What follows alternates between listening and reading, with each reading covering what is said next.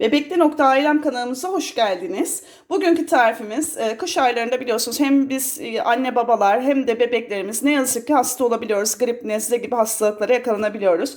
Bu hastalıkların en büyük belirtileri biliyorsunuz ki burun akıntısı, ateş ve öksürük şeklinde. Biz bugünkü tarifimizde öksürüğü doğal yöntemle nasıl tedavi edebiliriz ilaç kullanmadan onu ele alacağız. Bu tarifimiz tamamen öksürük tedavisine yönelik olacaktır. Şimdi bu tarifimizde kullanacağımız malzeme listemiz oldukça küçük ve bir liste. Bakın şöyle bir kahve fincanı içme suyumuz olacak.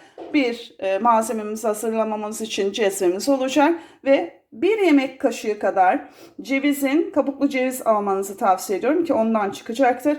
Kabuklu cevizlerin yemiş kısmını çıkardıktan sonra böyle zar kısımları vardır. Bu zar kısımlarını artık lütfen atmayalım. Buzdolabında uzun süre muhafaza edebiliriz. Bu bir yemek kaşığı zar kısmını, cevizin zar kısmını bu tarifimizde şifa niyetine kullanacağız. Şimdi malzemelerimiz tamamen bu kadar. İsterseniz hemen tarifimize geçelim.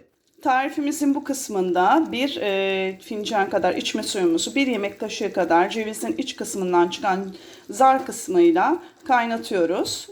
Ortalama 1-2 dakika kısık ateşte bu şekilde kaynatmaya bırakmamız yeterli olacak. Karışımımızı 1-2 dakika kadar kısık ateşte kaynattıktan sonra şimdi birkaç dakikada böyle ılımaya hem de demlemeye bırakıyoruz. Karışım ılıdıktan sonra hem bebeklerimiz bu karışımı içebilir hem de biz anne babalar gönül rahatlığıyla içebileceğimiz doğal bir karışım oldu. İnşallah bebeklerimiz bu konuda hasta olmazlar ama inşallah hastalıklarına da şifa olur karışımımız. Kendinize ve bebeğinize iyi bakın. Kanalımızı takip etmeyi unutmayın. Yeni tariflerle karşınızda olmaya devam edeceğiz.